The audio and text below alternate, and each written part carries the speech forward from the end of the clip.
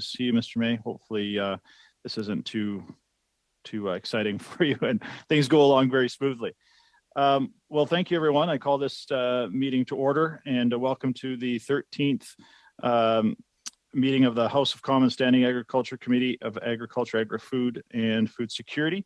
I want to start with a few reminders for the witnesses that I'm sure some of our members are well aware of some of these things, but today's meeting is taking place in a hybrid format pursuant to the House of Order of November 25th, 2021. The proceedings will be made available via the House of Commons website. So if you are not aware, the webcast will always show the person speaking rather than the entirety of the committee. Screenshots or taking photos of the screen is not permitted. For members participating in person, keep in mind that the Board of Internal Economy's guidelines for mask use and health protocols. I would like to make a few comments to the benefit of the witnesses as well.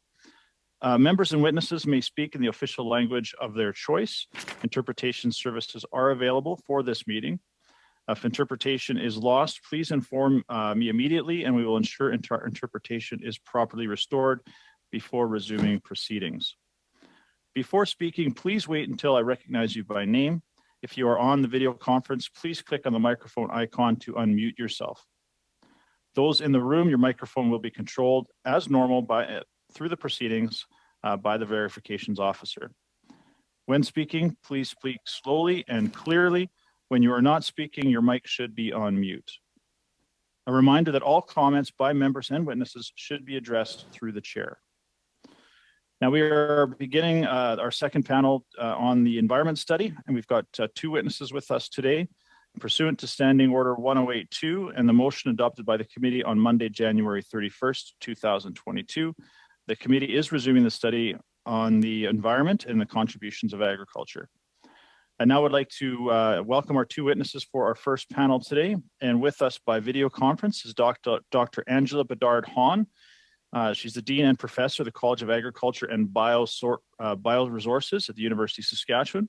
Welcome, Doctor. Thank you very much for being with us today. As well as our second witness is Dr. Jean Caron, agronomist, professor, natural sciences and engineering research council of Canada, industrial research chair in conservation and restoration of cultivated organic soils, University of Laval, soil sciences and agri-food engineering department. That is a very big title. Thank you very much for taking the time to be with us, Dr. Caron. You will each have up to 5 minutes for your opening remarks, and after which we'll proceed with rounds of questions by each political party. I will signal you when there's 1 minute left, so if you don't mind just keeping an eye on your screen, when you see this yellow card, that means you've got 1 minute left, and then I will unfortunately have to cut you off if you continue on, but hopefully you'll get the end of your remarks in through the questions. Welcome to all. I will now invite Ms. Bedard-Hahn to make an opening statement of up to 5 minutes, please. The floor is yours. Great. Thank you very much, Mr. Chair. Good morning, everyone. Bonjour à tous. I speak to you today from Treaty 6 territory, the traditional homeland of the Métis in the center of the Prairie provinces. A bit about myself. I grew up in rural Saskatchewan and did my first 2 degrees here before moving to Davis, California for my PhD. I returned to University of Saskatchewan as a professor of soil science and eventually started as Dean of Agriculture and Bioresources in summer 2020. My comments today regarding the environmental contribution of agriculture come from all of these perspectives. As a dean whose college transcends any perceived boundary between environment and agriculture, as a farm kid, and as a soil scientist whose research has always focused on the interplay between soils and the environment. And to talk about agriculture's carbon footprint and the role that soils play in the fight against climate change, we must talk about the prairies, which are home to 81% of Canada's farmland. As we know, soil performs many ecosystem services, only one of which is supporting plant growth. Soil plays a crucial role in global water and nutrient cycles, in particular carbon and nitrogen cycles, which are essential for plant growth, but problematic when mismanaged. Here on the prairies, we celebrate the no-till success story, a widespread change in management that served to drastically reduce erosion, conserve water and nutrients, and increase carbon storage. The high rate of adoption was driven by producers, including producer-run organizations like the Saskatchewan Soil Conservation Association, which also has one of the best long-term carbon monitoring studies with benchmark measurements back to 1996. They can provide really important learnings about best practices and challenges in carbon monitoring approaches.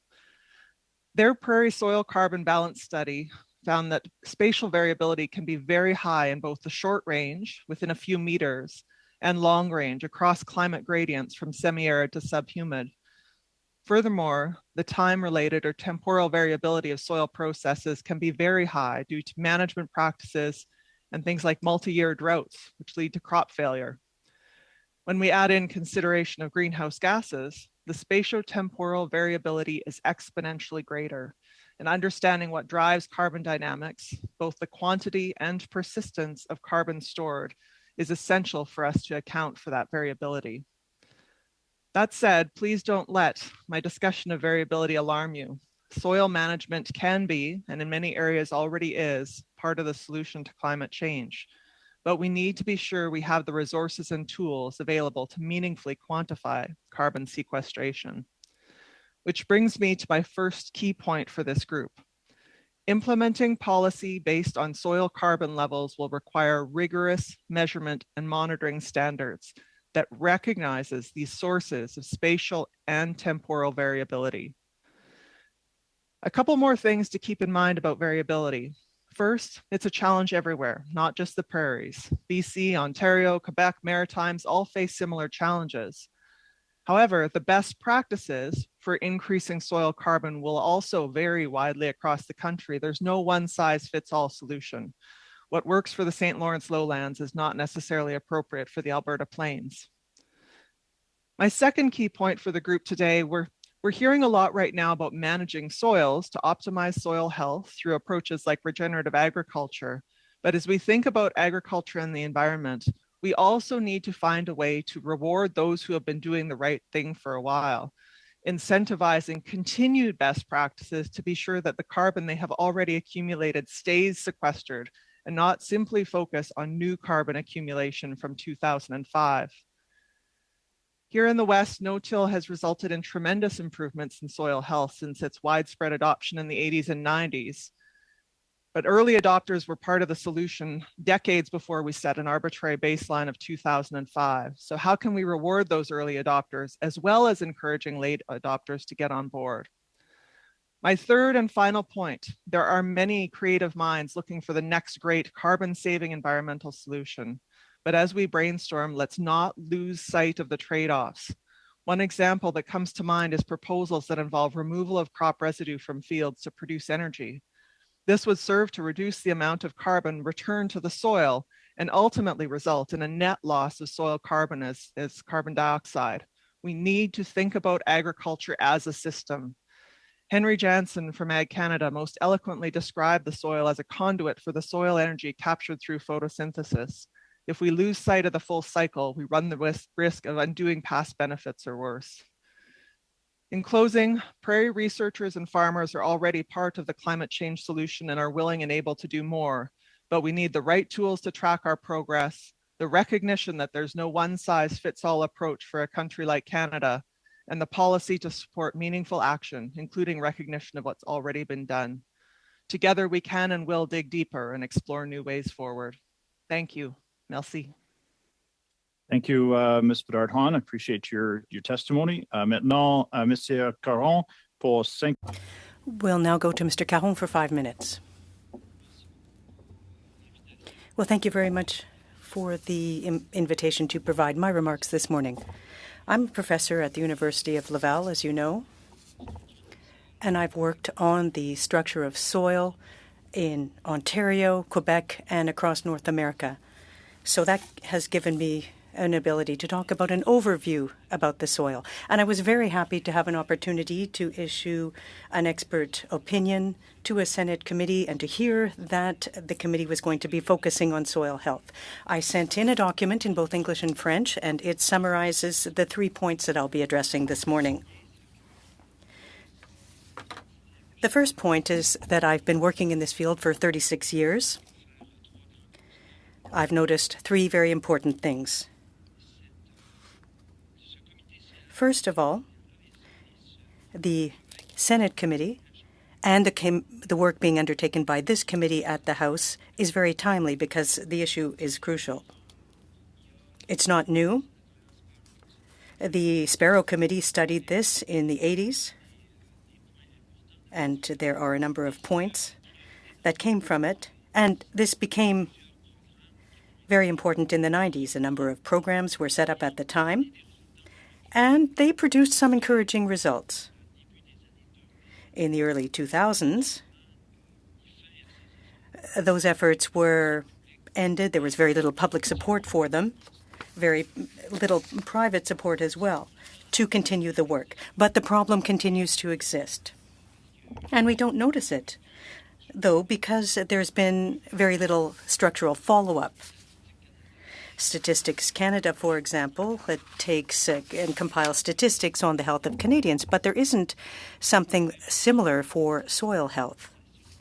Now, there were some demonstration fields from up till 2005, from the early 90s to 2005, and critical information was gathered.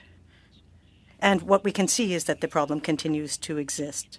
As Ms. Bédard said, a number of changes that took place in the West, and they've been successful, with lower till strategies, for example, but the situation in the East is somewhat different.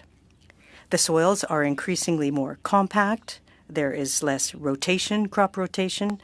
And if you look at the organic material, you can see that soil degradation continues to be a problem. And this will have serious consequences. And this takes me to my second point.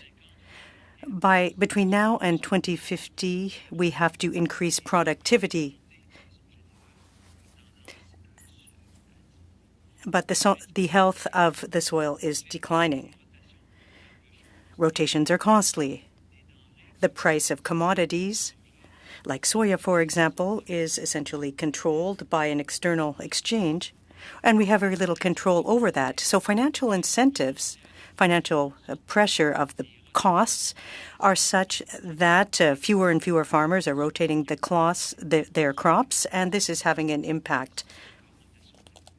And it's causing greater compaction of the soil. The third issue, which is another very important one, focuses on greenhouse gas emissions. Now, clearly, soils can capture and store carbon. This may help us to achieve our greenhouse gas reduction targets. However, what we need to bear in mind is that if soil is increasingly more compact, we'll end up with nitrous oxide, and that will be released into the atmosphere, and that will cause greenhouse gases. And this is coming from fertilizer that's being used on the fields. So we need to realize that in recent years, partially because of the problem with compaction that's worsened, we've seen an increase in the use of fertilizer. This is increasing the emissions, and this will continue to increase if we don't deal with the compaction problem as such. So I think it's important for there to be some incentives, some advice, an ability to quantify the ecosystem so that we have a better picture of the situation. We also need to put back in place the statistics that were gathered, like they are at StatsCan for human health. And we also need to compensate people who have shown good practices in the past, who have moved towards more sustainable agriculture, which has then helped to decrease greenhouse gas emissions and to capture more carbon. So thank you again for this invitation to appear before the committee and to share my views with you. Merci, Mr. Caron. Thank you very much for your testimony as well. We will now move on to the questions, and we will start off with the Conservative Party, and I believe we have Mr. Lehoux for 6 minutes, please. The floor is yours. Merci, Monsieur le Président. Thank you, Mr. Chair. Thank you to the witnesses for being here today. My first question would be for Mr. Caron. Your predecessor also mentioned important differences between the soil in the east of the country and the west of the country. However, I think the problem is maybe even more pronounced in Quebec and in Ontario, namely soil compacting. According to you, when you speak of incentives and of studies that were abandoned in the beginning of the 2000s, what would you recommend, Mr. Caron? Firstly, labs were dismantled.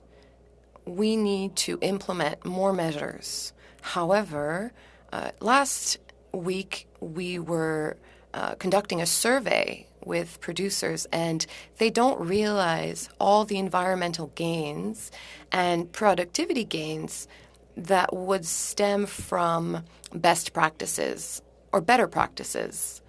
One of the reasons that explain this is that they do not allocate enough financial resources to these follow-ups. These follow-ups can cost easily, because we do a lot of these in university, this can cost between $250 and $300 a hectare. And surveys show that producers underestimate gains in the long term because they're very hard to evaluate. And so they don't want to pay more than $20 or $30 per hectare to make this study. And so certain incentives are already in place via different programs. I don't know which ones exist in Western Canada, but in Quebec, there are provincial supports available.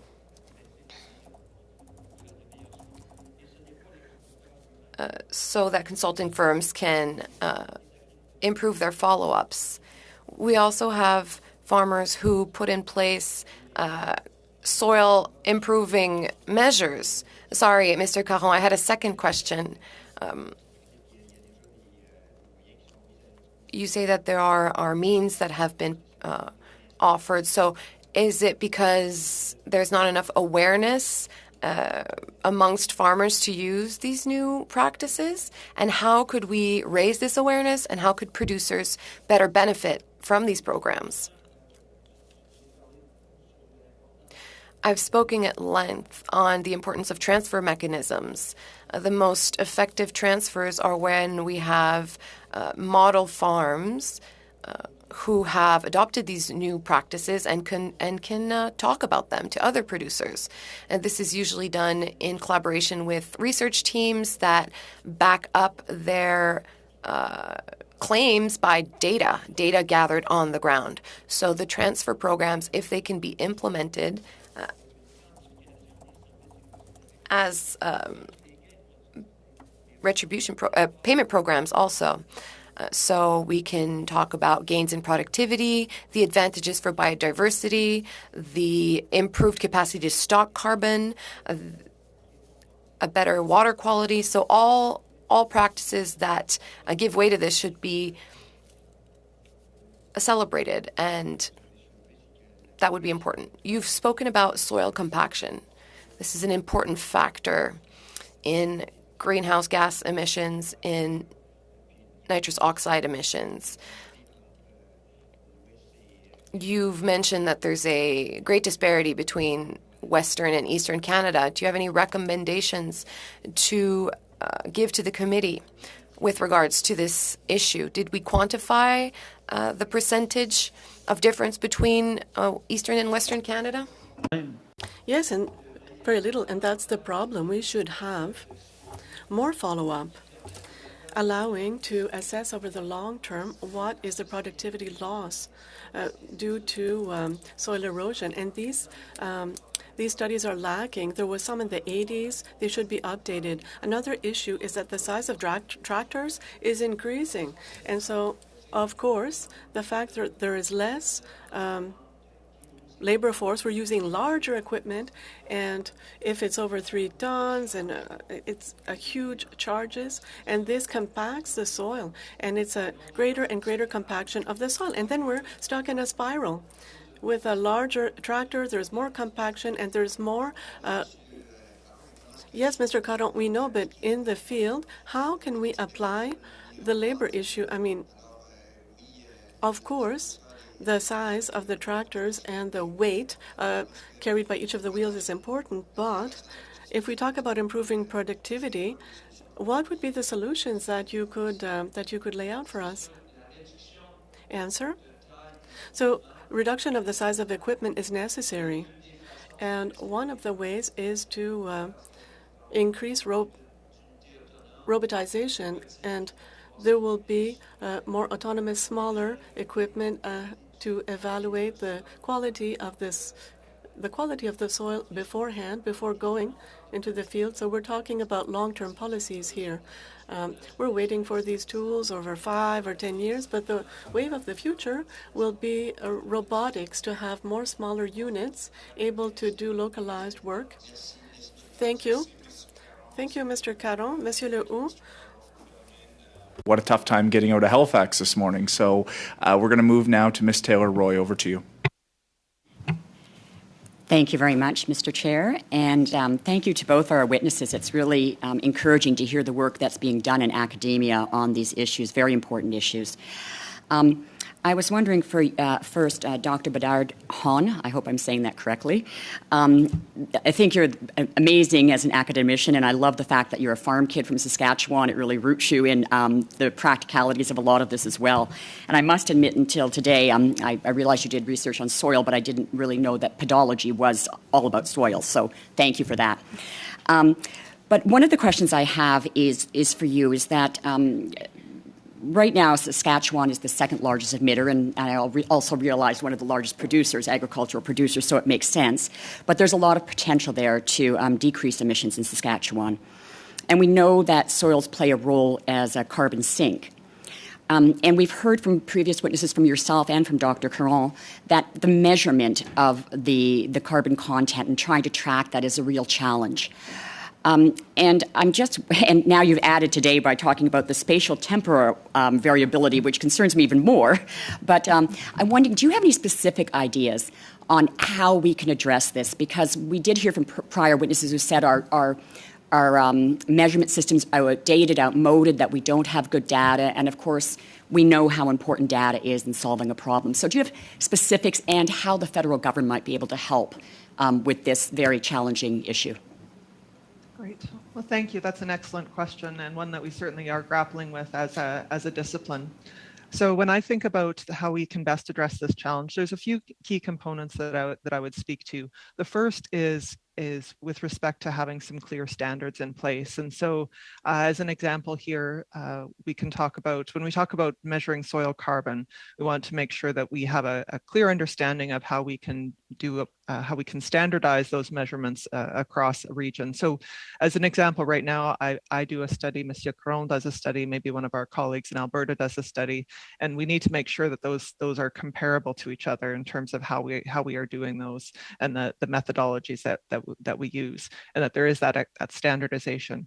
A second piece is to be able to actually collect that data. So it's almost, if you think a little bit like crowdsourcing our results. So one approach would be to go out and do a widespread sampling of absolutely everything, you would need to take into account that spatial and temporal variability and the temporal piece. It's not like we could do this all in the space of a month across the whole country. So there would be temporal variability as we move through that as well.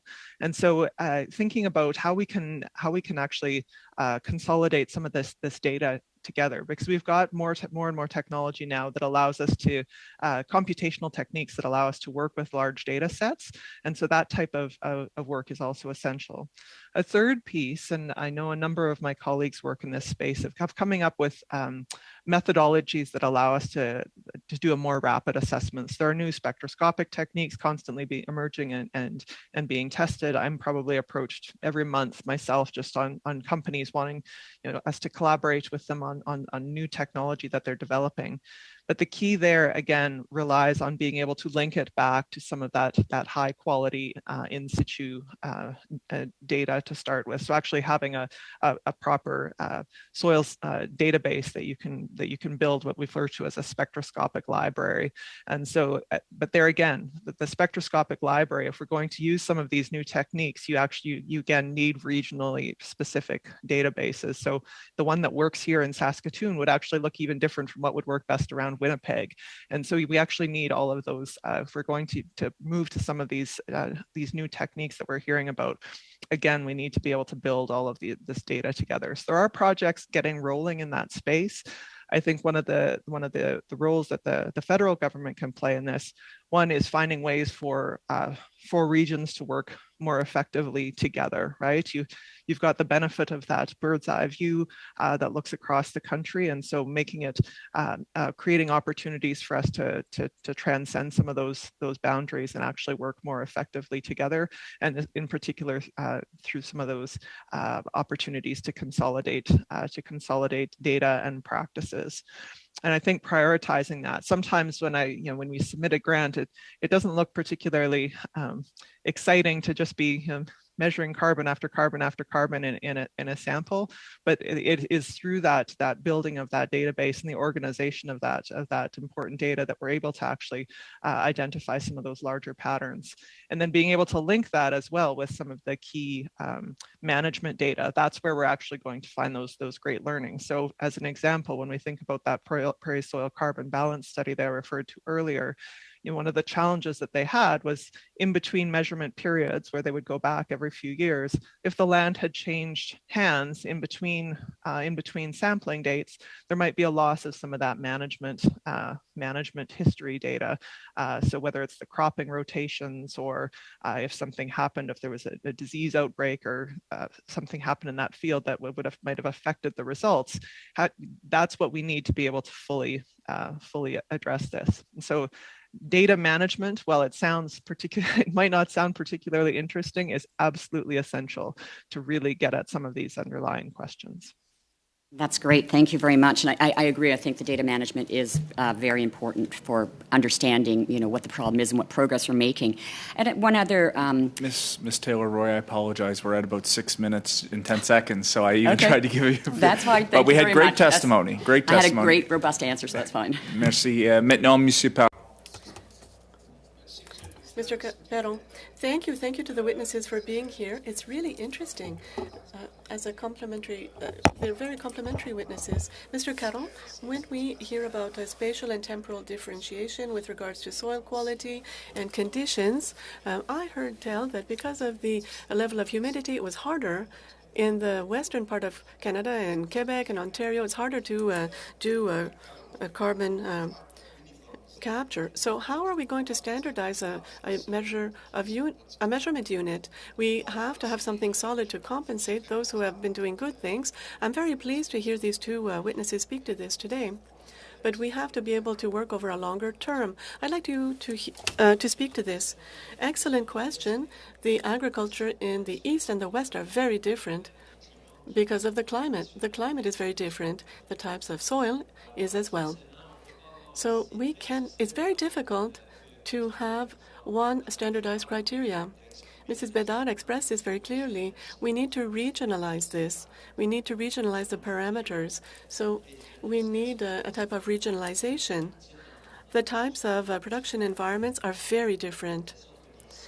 So the targets have to be adapted to the regional reality and has to take into account this reality. So this regionalization, does it already exist? Do you have a clear idea of what this could comprise? As to value, well, I'm not really a specialist on carbon itself, but for me it would be difficult. But if you look at soil in the east, in New Brunswick, Quebec, Ontario, essentially, these will be very humid soils. In the Fraser Valley as well, in BC.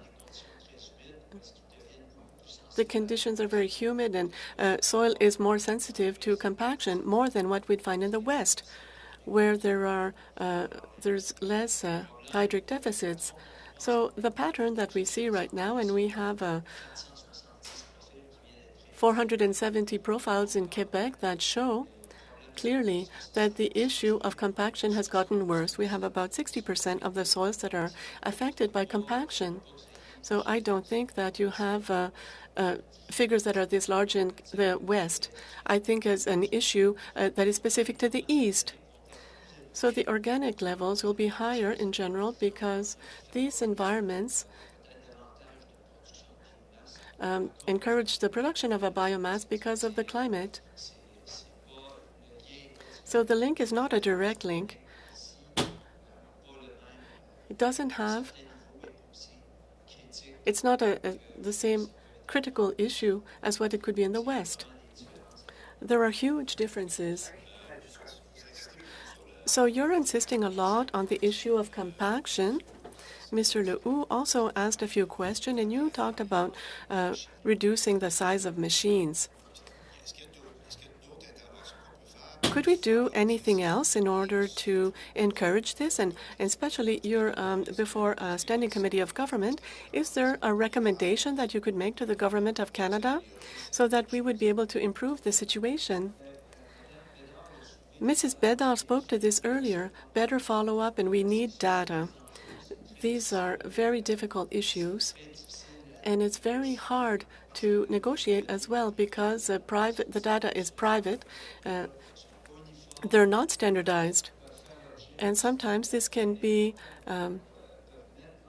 can even endanger the health of a business if a neighbor or if other businesses would learn what is the situation according to some parameters that are quite revealing.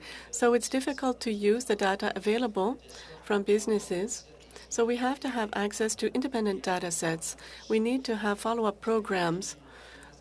This was implemented in the 90s, and this should continue, I believe. It should be supported.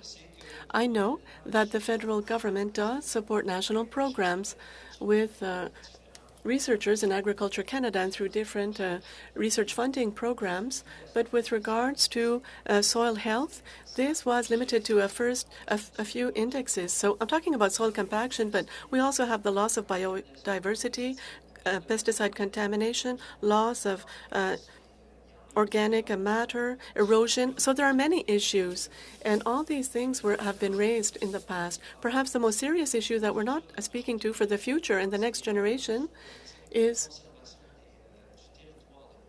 production, conservation, and so regulation on agricultural zoning. We can try to reduce to keep soil health, but also we have to realize on a planetary level, it's only 2.5% of the territory in Quebec that is cultivated. In Ontario, I think it's 5% for agriculture. So if we want to guarantee our food independence, we have to look at this. So this issue also threatens the food autonomy of Canada and the independence of our nation. Thank you. We'll pursue later. Thank you. Mr. Perron, Mr. Caron. 6 minutes.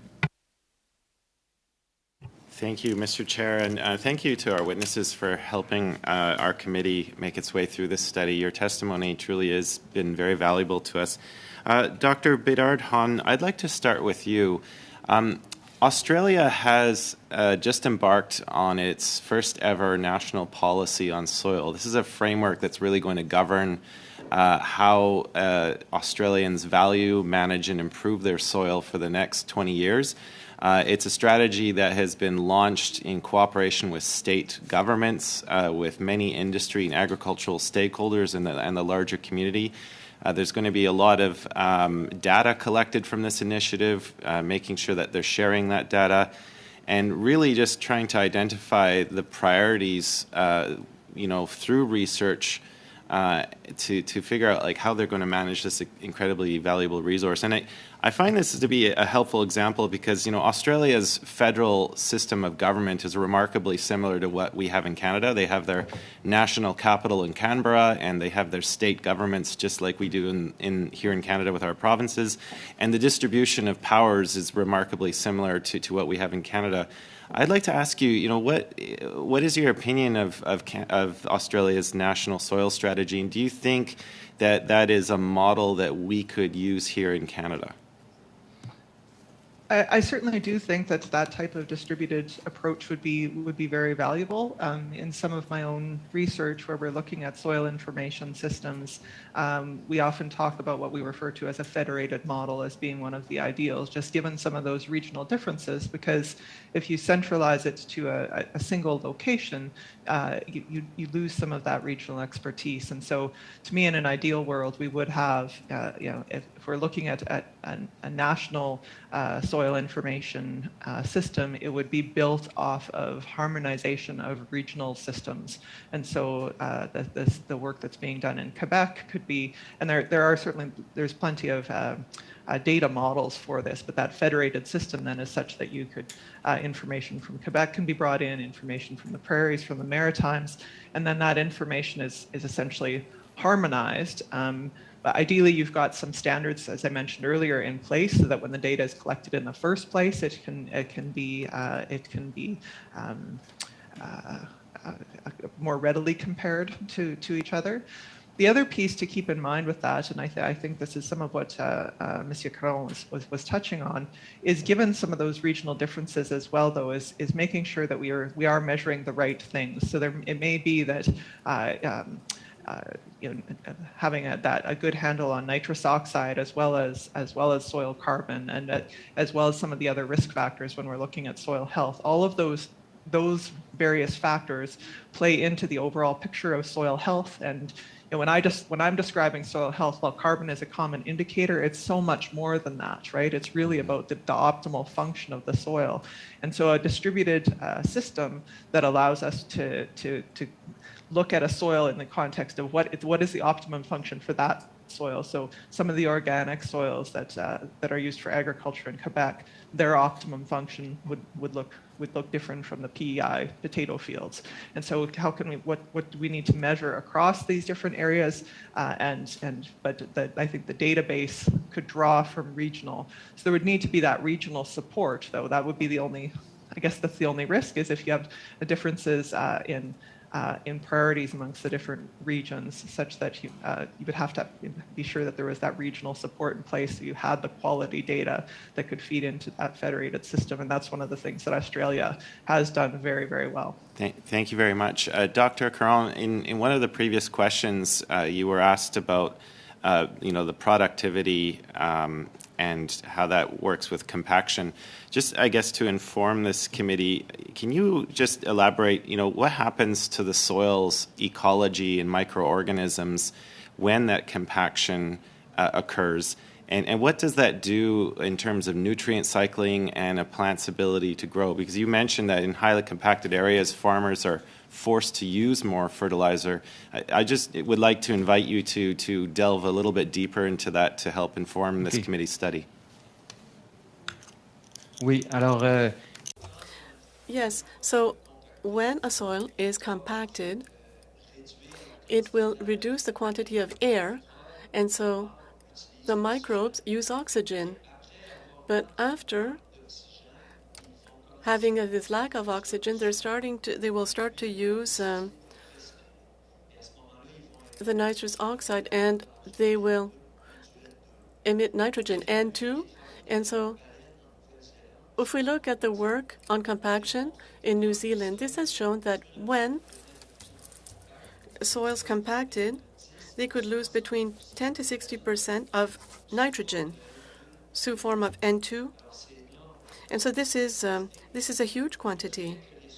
And the fact that the soil becomes increasingly compact will make it so that the probability that these things will happen increases, especially in a context of climate change, where the rainfall that we saw when we said it was once every 2 years, can happen 4 times a year with these high rainfalls. So the soil might remain more humid for a longer period of time, might be more deficient in oxygen, and then we might risk to have more nitrogen at the beginning of the season.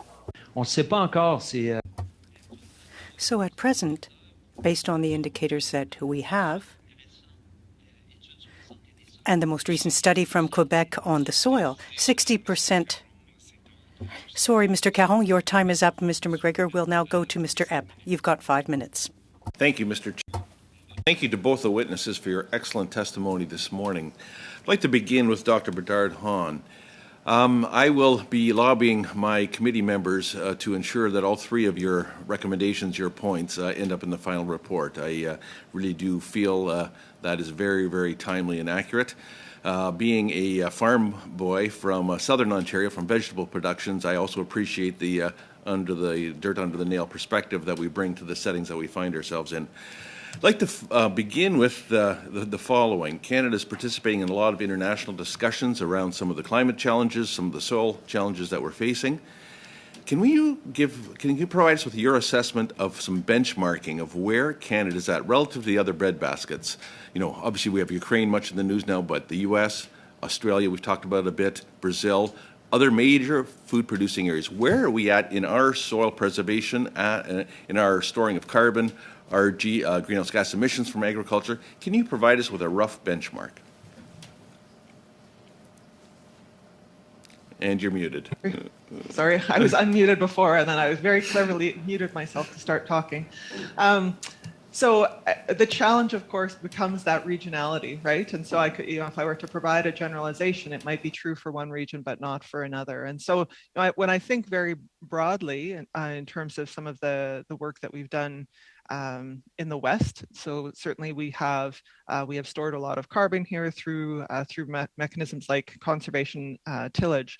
So in parts, if I look at south of the border to the U.S., our comparators in the northern Great Plains, there is quite a bit of conservation tillage in parts of that the more semi-arid Great Plains, but you go further south and around and east and into some of the corn country and beyond, it gets to be much more straight ahead, intensive tillage, high fertilizer use, and so there would still be a lot of greenhouse gases being emitted in those very intensive production systems. So really a lot of risk associated with those.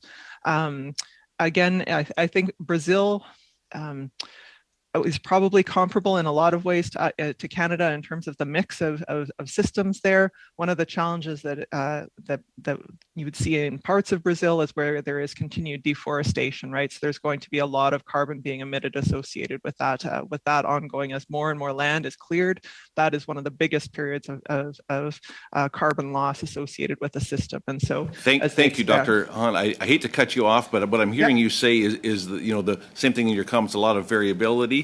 And then we have to be careful that we don't import across-the-world solutions to address the problem because of that. I'd like to go on to a little bit more, talk about benchmarking, measurement being so important. Can you talk about the dynamics between private and public lab testing and understanding of soil fertility? Is there, with all the change, with all the growth, is there unanimity in those perspectives from those sectors? No, the short answer is no. There's quite a bit of difference when we think about public, because we tend to be looking at trying to understand the system as opposed to trying to necessarily find quick answers as a whole. We tend to look a little bit more at those variability pieces. That said, there are private companies now that are increasingly recognizing the importance of that variability, particularly when we think about precision agriculture as an important tool that we can implement so that we're not applying excess fertilizer across the whole field. We're applying it where it has the most impact and the least likelihood to be lost through nitrous oxide, for example, or through leaching. And so I think that as the viability and impact of those continues to grow, we're going to see more of that appropriate landscape focused sampling taking place. But at this point, I would say it's fairly disparate. Thank you. I definitely heard the plug for precision ag, and I'm assuming that that's one area that governments can certainly help the industry move forward on. Dr. Caron, I'd like to move to a bit of a discussion on compaction. I grew up on a vegetable farm in southern Ontario, beginning more years than I want to account for with small equipment. And we've greatly increased our equipment size, but we've also increased our tire pressures. A lot of our neighbors have gone to tracking.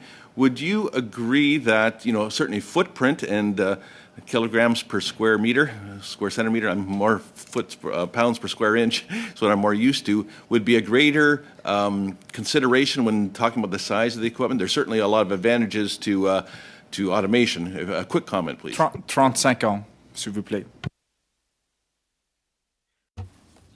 35 seconds. Oh, my goodness. Well, it should be lower than 3,000 units per tire. And you talked about a number of things earlier. What we also realize is that we need to have good data banks for chemicals. We need to measure the amounts in the soil, and we don't do that a lot. So even if there are some data in the private companies, a lot of that data is simply missing because they don't collect it. And there are indicators with respect to the way the soil is aerated, etc. Thank you, Mr. Caron. Thank you, and thank you. We'll now go to Mr. Lewis. You have 5 minutes. Appreciate that. Thank you to both our witnesses. Your studies showing us that it is really our responsibility for borrowing and taking care of this land for our future generations. Dr. Caron, I wanted to let you continue. It was you were on a roll, and maybe you could take another minute to continue answering that question. Sur la question de Monsieur Epp. On Mr. Epp's question? Well, I just wanted to add, yes, that at present, we don't have an assessment of the biodiversity, but the techniques exist. We could have an idea, but because we're not following up on it, it's as if we didn't have any health statistics on Canadians. We need to have this information on the soil so that we can paint a picture of an accurate picture of the situation. So I'd like to take this opportunity to make decision makers aware of the importance of having a statistical program that would take into account these regional issues, and so that we could make some recommendations going forward.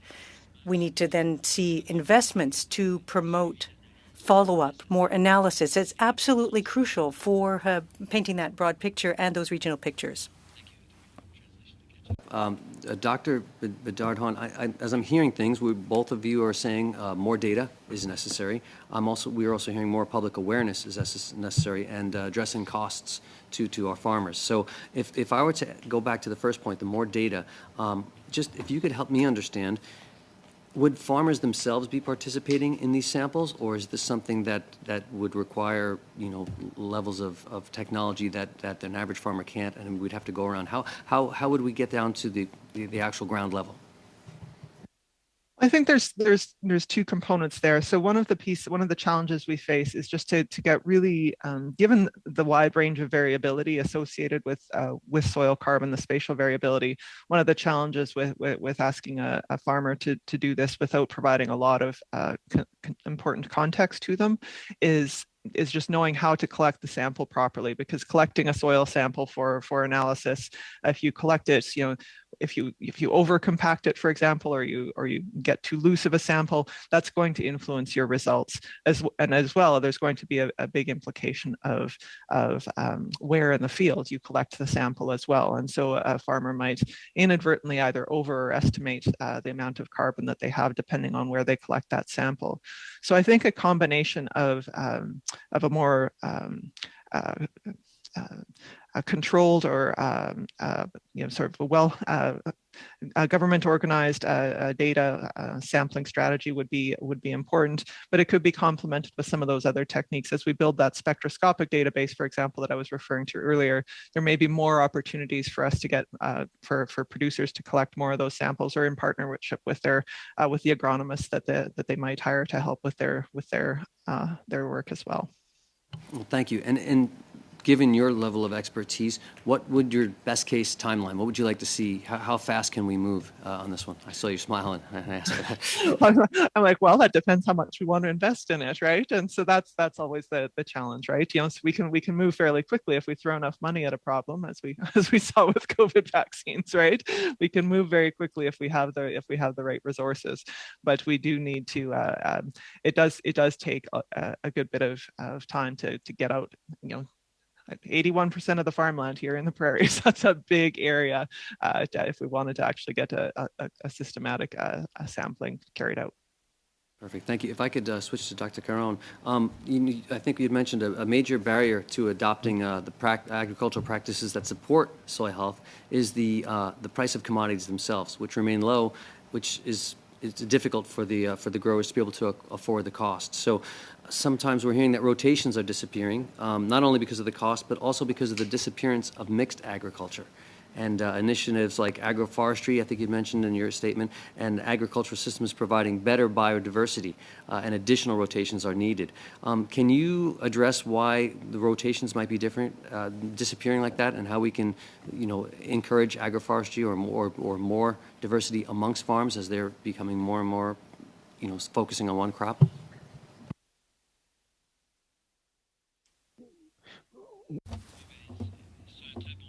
Well, that's a very good point.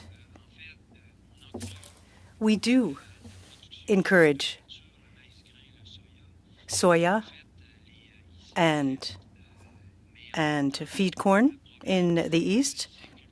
But the problem is that these two crops are often grown by people who specialize in these areas. Now, there are some dairy producers and pork producers who may also grow other crops on their farms. But in many cases, we're dealing with people who are focusing exclusively on soya, wheat, corn, barley in their rotations. And so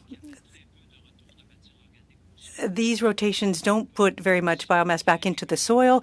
If the rotations aren't done regularly, they're using Roundup as well. And so that can also be a restriction in some ways. And so what we do need to see is the third and fourth crop being integrated into the rotations, whether it is a pulse crop or something like that. That should really be encouraged. I'm sorry, Mr. Caron, your time is up. We'll now go to Mr. Perron. You've got 2.5 minutes. Well, thank you. Mr. Caron, I'd like to ask you to continue with your comments. How do we do that? How do we encourage them? Do we need to have a timeline? How do we encourage people to rotate their crops? Answer. Well, I think we need to have some incentives. Incentives to introducing different crops. There are some programs that do that. Incentive or farmers that are doing that should receive some additional incentives, because if we don't encourage this, then we won't meet our targets. So these incentives need to go to people who are already rotating their crops and have a higher percentage of biodiversity, for example. So not just subsidies through direct funding to farmers, but also a technological support so that they can achieve gains that are really that are difficult to achieve. Well, thank you for mentioning that, because that was going to be my next question. How do we do that? We're hearing a lot of talk about technology, about producers that are getting all kinds of advice. Earlier, you talked about an advisory group, and we know that in the past we've made some strategic mistakes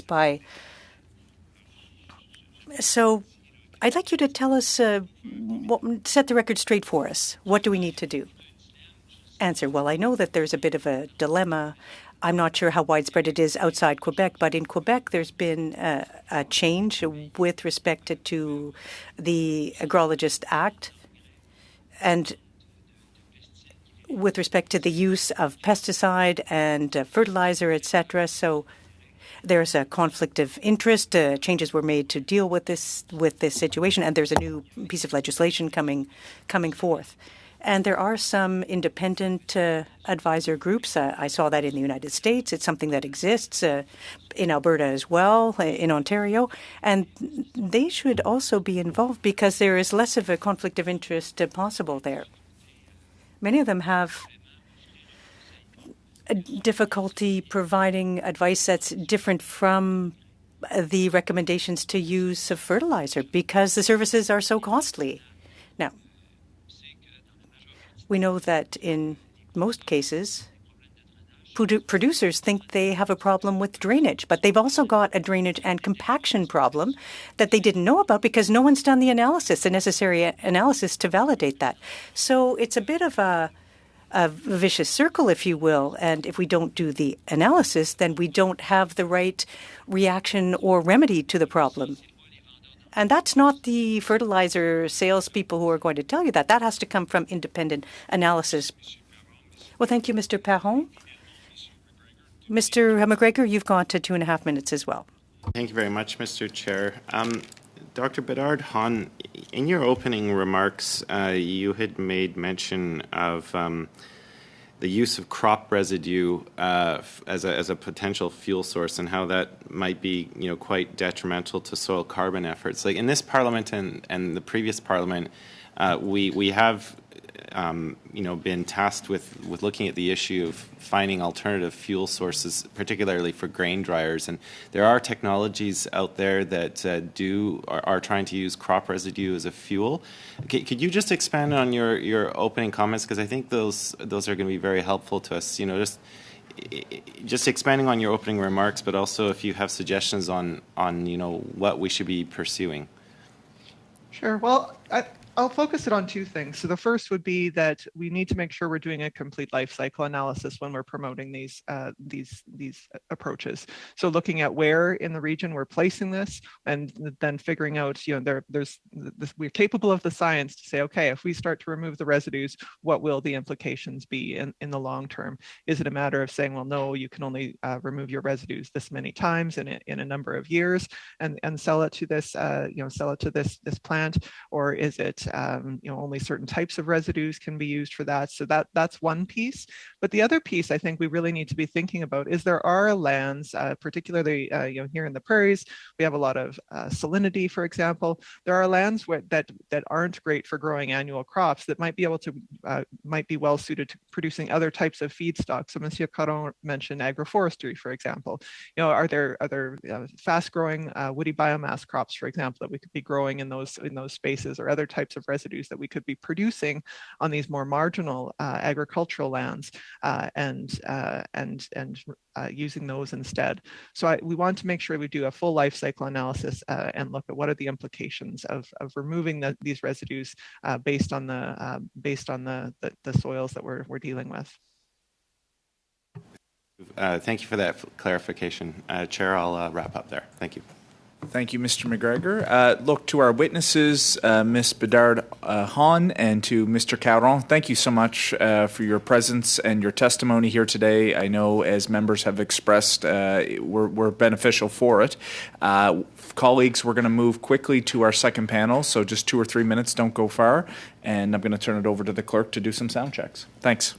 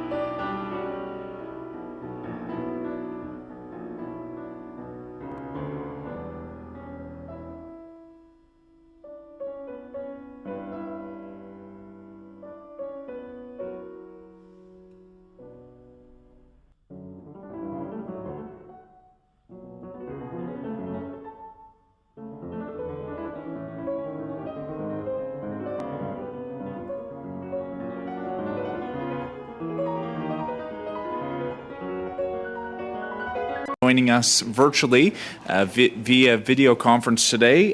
From Bio-Industrial Innovation Canada, we have AJ Sandy Marshall, who serves as the Executive Director. Welcome. From the Canadian Canola Growers Association, Mike Amader, who is the Chair, and Dave Carey, Vice President, Government and Industry Relations. Mr. Carey, I think you've had quite a few testimonies before committee today, so welcome back again. And from Oberland Agri-Science Incorporated, in my home province of Nova Scotia, we have Greg Wagner, who serves as the Founder and Chief Executive Officer. Welcome to all of you, and of course you're going to have 5 minutes for opening remarks. We're going to start with Mr. Marshall for 5 minutes. Over to you, my friend. Well, thank you very much. Bonjour, and Honorable Chair and the members of the Standing Committee on Agriculture and Agri-Food for this opportunity to speak today. Bio-Industrial Innovation Canada, known as BIC, is a nationally focused not-for-profit organization based in Ontario, but with a track record of success across Canada. We are a leader in the development of the Canadian bioeconomy, providing critical strategic investment advice and services to business developers, mostly startups, of clean, green, and sustainable technologies. In particular, BIC is focused on enabling Canada to become a globally recognized leader in sustainability by converting renewable resources such as agricultural and forestry co-products and residues into value-added bioproducts, such as bioenergy, low-carbon hydrogen, renewable natural gas, biofuels, biochemicals, and biomaterials. These industrial bioproducts find their way into a wide range of commercial application, which support Canada's commitment to reach net zero by 2050. Low carbon hydrogen, renewable natural gas, and biofuels generated from renewable resources are reducing the carbon intensity of the energy pool used for housing and mobility. Biochemicals and biomaterials can be used to produce materials to replace fossil-based alternatives for advanced manufacturing applications such as automotive, truck and bus, aerospace, and construction. Low-value, sustainably sourced renewable resources can also be converted into stable biocarbon, which can be used as an excellent soil amendment for agriculture and sequester carbon for generations. Advancing Canada's circular bioeconomy through these innovative technologies will have a significant climate change impact through reduced greenhouse gas emissions. BIC has a proven track record in this area. We have helped create jobs and made strategic investments in companies by building clusters and developing biomass-based value chains. Since inception, BIC has invested $19.5 million in 32 early-stage companies that have created more than 5,000 jobs, leveraged over $350 million in third-party investment, and more than $1.8 billion in follow-on investment. These actions have contributed to the transition towards a sustainable, low-carbon, circular economy. Our portfolio companies reduced a documented 1 megaton of CO2 emissions and are projecting that to further reduce by more than 13 megatons by 2030. In 2021, Canada announced a plan to reach a 40 to 45% reduction in GHG emissions by 2030 and enshrined in legislation Canada's commitment to reach net zero emissions by 2050.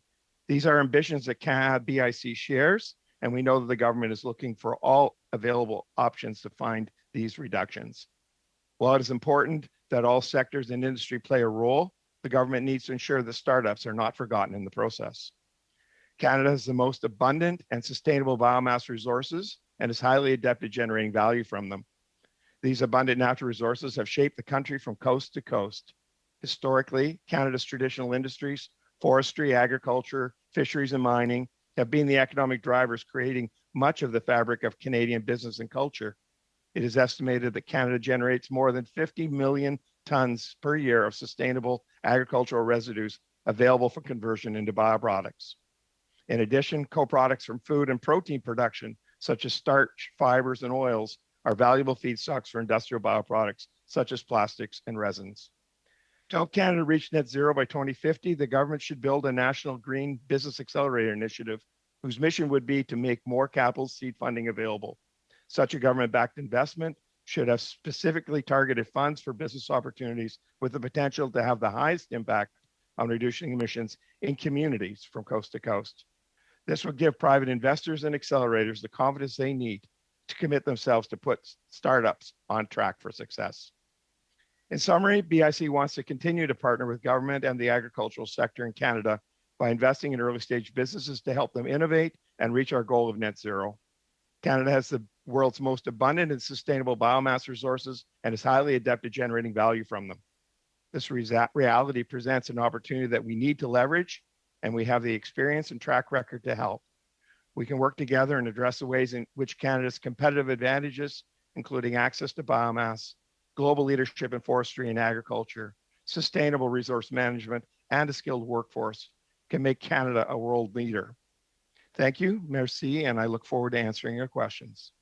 Thank you very much, Mr. Marshall. We're now going to turn, I believe it's Mr. Carey's going to have opening remarks on behalf of the canola group. If I'm wrong, 5 minutes over to you. I'll let you guys decide who wants to go. Thanks. Go ahead, Mike. Yep, I think that is me. Thank you very much, Mr. Chair, for the invitation to speak today. My name is Mike Amater. I'm the chair of the Canadian Canola Growers Association, and I farm at Silverlake, Alberta, which is an hour and a half north of Calgary. I grow canola, pulses, wheat, and barley on approximately 1,400 acres of land. With me today is Dave Carey, CCGA's Vice President of Government and Industry Relations based in Ottawa. CCGA is the national organization representing Canada's 43,000 canola farmers. Canola is Canada's most widely seeded crop, generating the largest farm cash receipts of any agricultural commodity, earning farmers over $12 billion in 2021. 90% of our crop is exported as seed, oil and meal, and the canola sector contributes $29.9 billion to Canada's economy every year and supports over 200,000 jobs. Canola farmers are committed to a sustainable future and play an important role in advancing our collective environmental ambitions. By 2025, canola farmers plan to reduce their fuel usage by 18% per bushel, increase land use efficiency by 40% per bushel, and sequester an additional 5 million tons of CO2 using 4R nutrient stewardship practices on 90% of canola acres, and continue to safeguard more than 2,000 beneficial insects that call canola fields and surrounding habitat home. To reach these goals, we need all the tools in the toolbox in terms of access to innovative technologies and practices that will help us continue to soften our environmental footprint while ensuring our farms remain economically sustainable and competitive. Farmers have a proven track record of adopting innovation that benefits the environment, like conservation tillage or zero-till. Over a decade ago, I personally began to practice zero-till on my farm as a way to use finite resources more efficiently and to improve soil conditions. By voluntarily adopting this practice, farmers like myself have improved soil cover, sequestered carbon, and reduced soil erosion risk while reducing fuel and labor requirements. In 1991, 7% of Canadian farmland was seeded with no-till practices. And by 2016, this number increased to over 60%. To accomplish these sustainability goals and practices, the canola sector has also set a production target to reach 26 million tons and 52 bushels per acre of canola by 2025. Not only is this a sector goal, but it also aligns with the Government of Canada's own objective of expanding agri-food exports to $85 billion by 2025. It will be difficult to increase production, given that farmers are also tasked with meeting the target of reducing absolute levels of fertilizer emissions by 30%. The announcements to expand crush capacity domestically add up to an additional 7 million metric tons of demand annually, illustrates that industry is willing to invest in Canada and the canola sector, but they need to feel confident that the regulations in the Clean Fuel Standard enable canola production as a feedstock for biofuel, that we can also meet our own production goals to see these investments become a reality. Agriculture clearly has a unique role to play in expanding Canada's economy, but production will need to continue to increase to meet up with demands. To meet government and industry targets, farmers will need to invest in our operations, in new technologies or equipment, and potentially take risks on implementing new practices. Farmers will make these investments when we are confident in the economic stability and sustainability of their operations. Specifically, Governments can help facilitate this by ensuring farmers have access to predictable and reliable risk management programs such as Agri-Stability and Agri-Invest. Another way to encourage farmers to invest in new technologies and practices is by supporting Bill C-234 by providing relief from carbon pricing on natural gas and propane. Those dollars that would otherwise be paid by farmers can be invested into technologies that will have a positive environmental outcome. Rebates will not make up for costs incurred by carbon pricing. Lastly, it is vital that the government stick to science-based decisions making, especially when reviewing pest control products and associated maximum residue limits, and streamline approval processes for seed varieties where possible so Canadian farmers can remain competitive and sustainable. In conclusion, it's vital that the focus of sustainability be not just environmental, but also economic to ensure our collective goals are achieved. Canola farmers take pride in how we care for our natural resources. No one has more of an vested interest in the environment, ensuring the sustainability of our farms to be able to pass them on to the next generation. Thank you for the opportunity to appear today, and I look forward to questions. Thank you. Thank you, Mr. Amateur. We're going to now move to Mr. Wager. Over to you for 5 minutes, please. Thank you to the chair, and thank you to the committee for this opportunity to address you today. I am part of what's actually a new industry, or relatively new agriculture industry here in Canada, and that's the insect farming industry. So Oberland Agriscience was incorporated in 2017, and we're just breaking ground on our first large-scale facility here in Halifax. In Canada, across Canada, there's about 25 sort of insect farms that are of varying scales. And what we do is most of us take in organic wastes and organic residues, and we use that to make feed for our insects, which then actually go to help the food system in sort of three main ways to boost its resiliency. One is we help in the reduction of food waste by the upcycling of that food waste into nutritious feed for our insects. The other is we produce a high quality protein product, which then goes into agriculture, aquaculture, and the pet food industry. And finally, we produce a product that usually comes out the back end of the insect, and that is a very good fertilizer, or very good soil amendment. And so one of the ways that we help as well is to help the talk this morning about soil health is the insect industry can really help in that area as well. A little bit about myself. I'm a recovering academic, as I like to say. I used to work, I was a PhD in microbiology, and now I've transitioned into the entrepreneur space. And so it's been really interesting to bring the research, the research background that I have into this field right now. Oberland Agriscience, we're striving to be a zero waste facility. So everything that comes into our facility has a saleable home. Our new facility will be powered by 100% renewable energy, which actually allows us to produce protein at among the lowest CO2 equivalents per kilogram of protein production. This is a really exciting and interesting industry across the world, but really in Canada. Canada has some of the largest insect farms in the world right now, particularly out in the West Coast. There's one in Calgary and Terra Farms that is one of the largest in the world. There are several other ones. Quebec particularly has several large that we are all like pushing to scale. We're trying to meet the demand, the rising demand for protein and these agricultural products. I look forward to all the questions that may be posed to me, and thank you again for this opportunity. Thank you very much, Mr. Wagner. And that ends our opening statements. We're going to move to questions. I believe it's either Mr. Barlow or Mr. Falk. I apologize. Mr. Falk, perhaps. I don't know. The Conservatives, anyways. Mr. Barlow, over to you.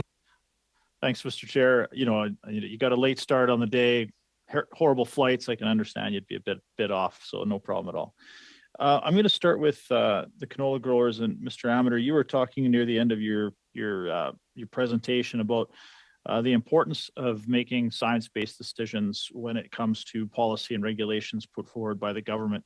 And one issue that we really haven't talked about yet, and certainly we're early on in the study, but the importance of new technology and innovation right to the very beginning, like seed development and those types of things. And and I believe that our climate goals and biodiversity goals are achievable, but you need to ensure that the roadblocks are out of the way for you to achieve those goals. And I guess, how important is it to have those science-based decisions on things like GMOs and gene editing and those types of things to allow us to meet our environmental goals and still meet our commitments in terms of yield, especially when we have, potential food security crisis around the world? Yeah, thank you very much for the question. Yeah, we we look to science all the time. Just the very simplest thing, it makes me think of soil testing. And if I don't know what I'm doing, I'm guessing. And when it applies to seed technology, innovations like that, I need the science that backs that up, and trust the science. And I think a lot of the innovation that you talked about there as well, those things come out of proven, if you want, science. I mean, it's kind of a bad way to put it, but proven science. But we look to those things and we adopt those things. And I'll go back to as far as zero till. That was stuff that we did that we recognized it had a benefit to us, and we adopted that right away, and it was backed up by good science, if you will. I don't know, Dave, if you want to weigh in on anything about that. Just that there's no silver bullet, right? And I think, but the key things are, around crop protection products, herbicides and pesticides actually have an environmental benefit, right? Because it allows for no-till by using a small amount of herbicide. The latest and greatest seed innovation, maybe canola grown that's able to produce some of its own nitrogen or use less water or stand up to diseases. So it's all part of the tools in that toolbox that Mike alluded to earlier. And but those are critical. That's how we're going to innovate. And I think we need a regulatory environment that allows that to be brought to market and encourages the investments to be made here in Canada, because those companies compete globally for dollars to be brought to the Canadian marketplace. So with that, Mr. Carrier, Mr. Amateur, one of the things we hear often is how long it takes to get approvals for some of this new technology and new innovation. And we tie that to reaching our environmental goals. Are there some recommendations that you would have in terms of roadblocks that need to be removed, or some obstacles that need to be streamlined to ensure that we can reach some of these goals and reach our potential? Offhand, John, I can't think. Some of the details of how these things get done, they get a little bit lost in the woods. And I mean, part of it, I am a farmer. So I see the effect of it, and I know what's going on, and I know it's a drag by regulation, and I don't always understand the intricacies or the nuances inside of that, but I do understand the net effect, and that is sometimes we get these roadblocks, like I say, as they would affect a producer, and it just leads to some frustrations as to why is this taking so long.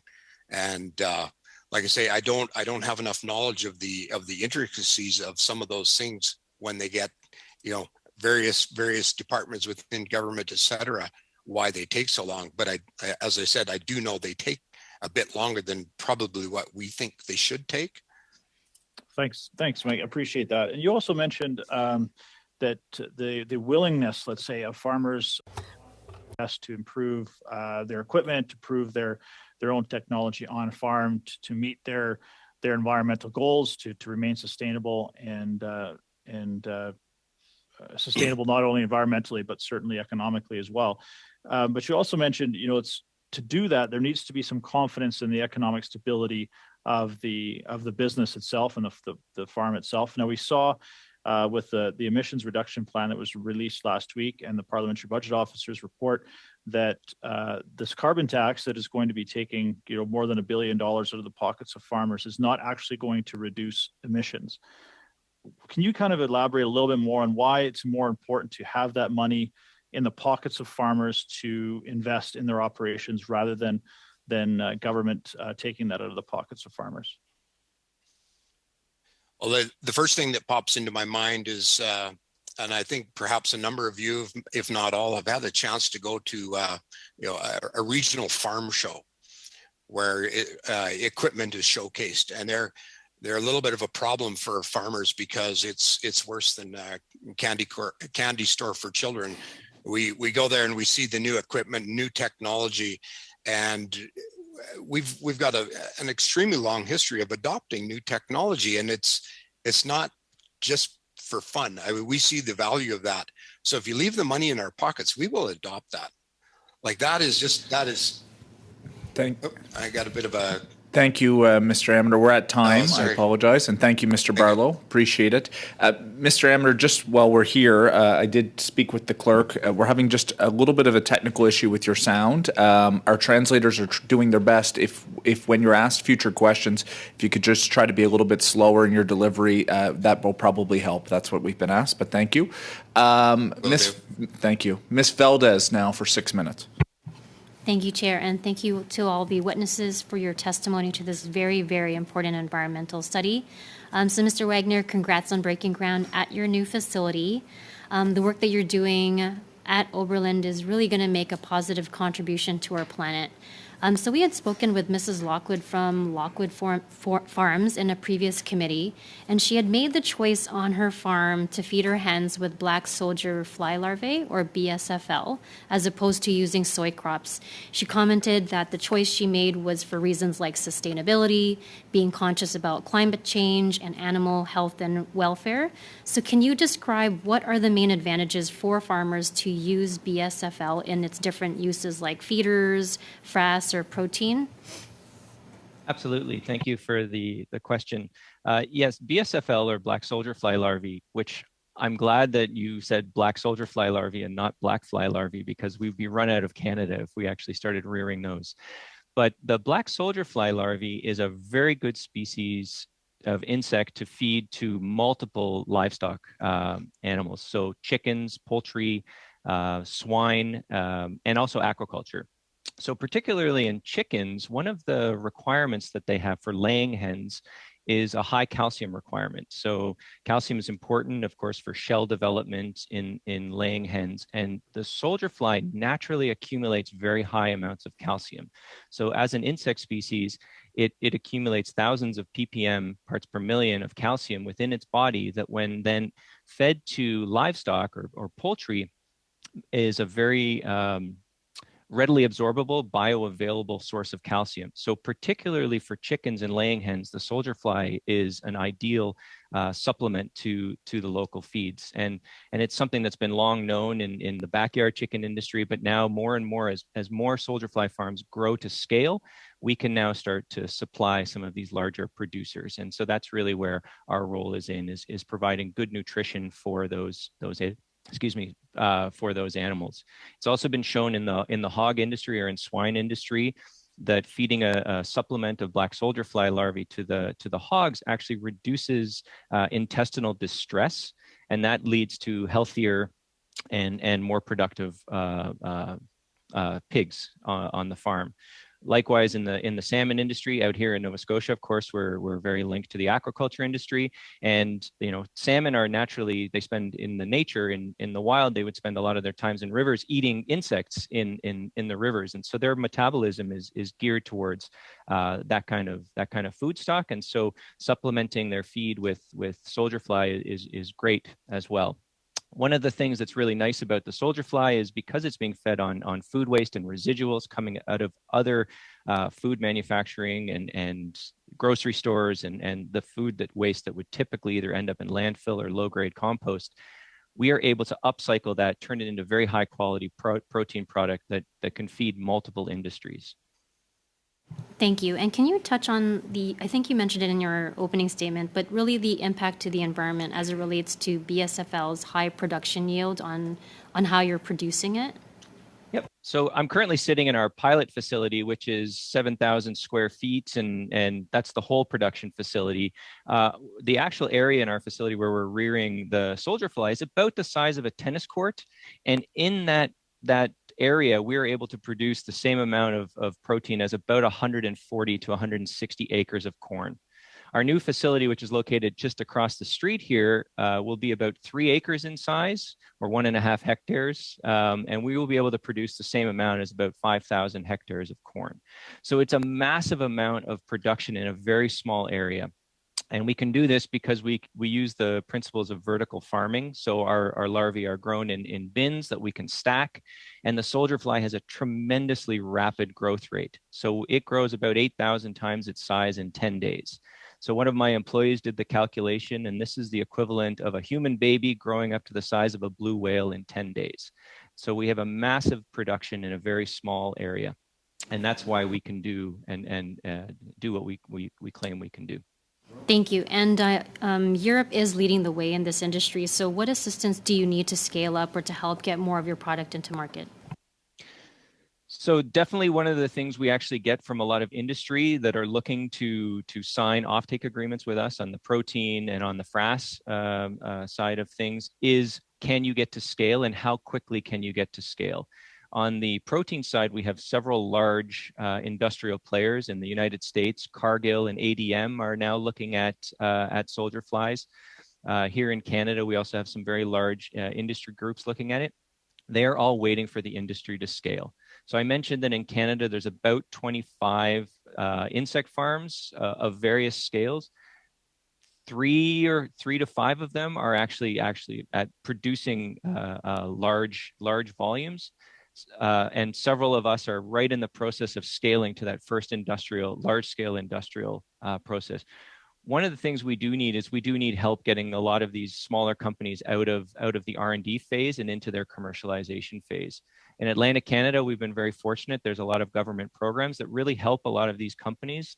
I look thinking about ACOA and the funding that we received early as a company that really helped launch us from the R&D phase into the first commercialization phase. It's projects like that the government can really help on. The other was brought up is helping us with the research. We have currently about 4 projects going with universities to help define and prove out our products, and it's through grants and NSERC grants. I think about the most recent NSERC mission grant. Sorry, we're going to have to leave it there. I wanted to give you a few extra seconds, and I did, but okay. I'm sure you'll get more questions. Maintenant, Monsieur Parent, pour 6 minutes. Thank you, Mr. Chair, and thank you to all the witnesses. Mr. Wenger, I'm going to allow you to continue.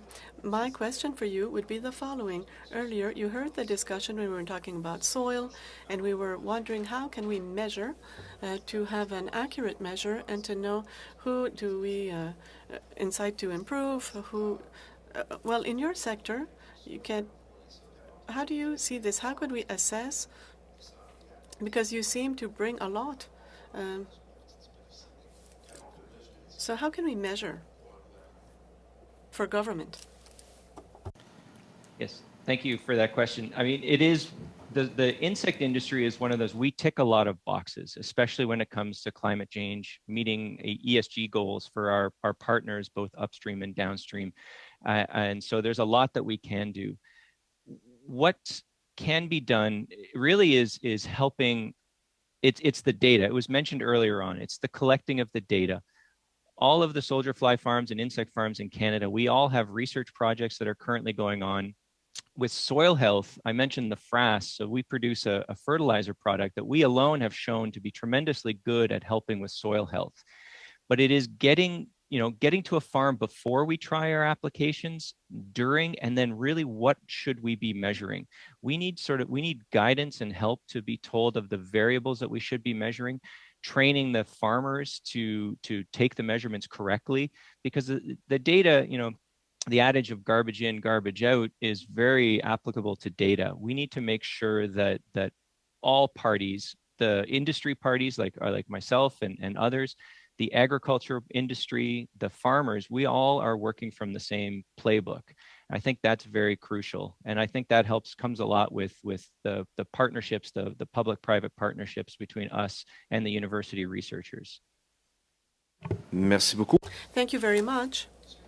Mr. Marshall, a previous witness was saying that when we withdraw organic matter from the soil, we have to wonder what what we can take out, because this is a part, we have to consider this as a whole. We have to leave a certain part to conserve carbon. And in your production with biofuels, what do you have to say on this? I fully agree with the point she made. I think it's absolutely critical that we have that we maintain and ensure that we are doing sustainable harvesting and not removing excessive amounts and detrimentally impacting the soil.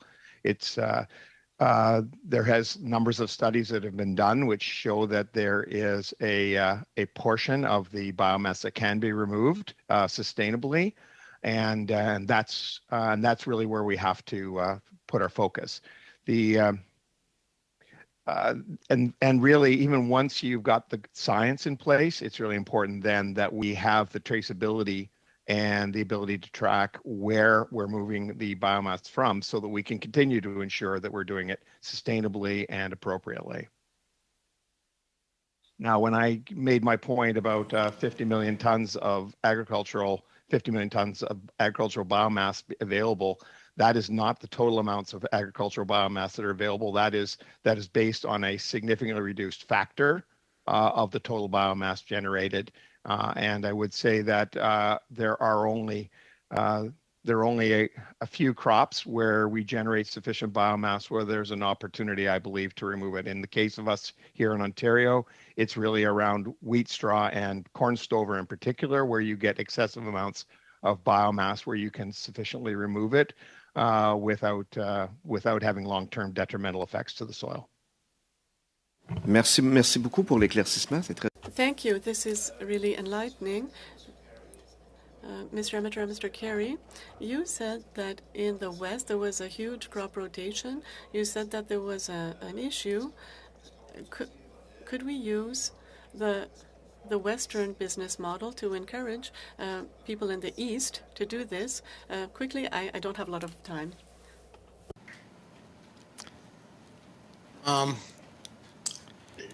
I would think I don't know enough about Eastern agriculture to suggest, and I'm not going to suggest how farmers run their operations, but for us, I mean, it's very important. We follow a fairly tight crop rotation guidelines, and that, as I mentioned in my opening comments about wheat and canola and barley and peas and faba beans. And so that means on each individual parcel of land, they'll have one of those crops every so many years.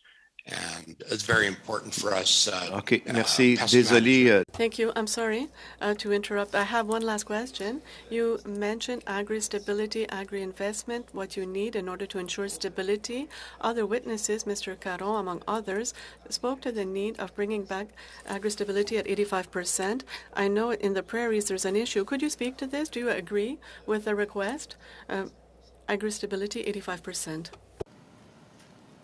I would say yes, I agree to that, and the short answer is borne out by the fact that currently agri-stability, I think the enrollment level is still at a very, very low level, and even with the changes that were brought in a year and a half ago, I don't think it has been enough to entice producers to bring the enrollment level up to what perhaps we're looking for. So shorter answer is I think there's room to move on that for better participation. Thank you very much, Mr. Amateur and Mr. Parent. Maintenant, Monsieur McGregor. Mr. McGregor, 6 minutes. Thank you, Chair.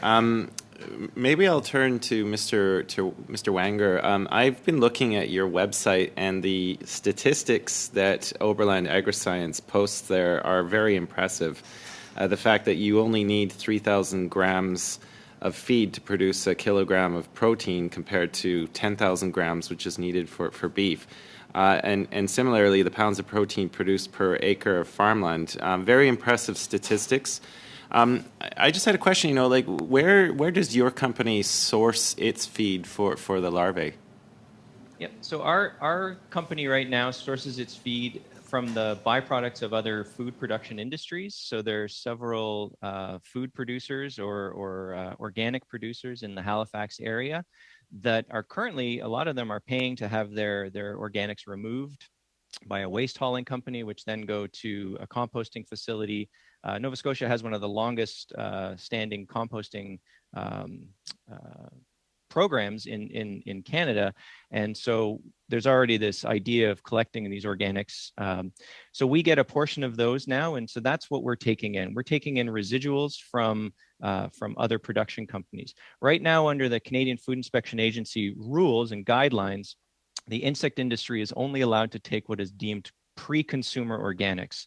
So this is organic waste that comes out of the back end of a grocery store. So that bruised apple that you didn't eat, from a food production facility, so a bakery or a brewery.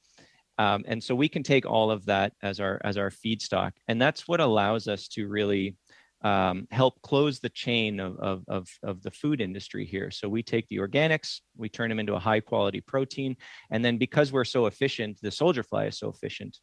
My staff is efficient as well, but the soldier fly is really the powerhouse of our industry, is so efficient at converting that organic biomass into protein biomass. And that's really where the soldier fly, of all the insect species grown around the world right now on an industrial scale, the soldier fly is really taking over as one of the main species because of its high efficiency and its great feed conversion ratios.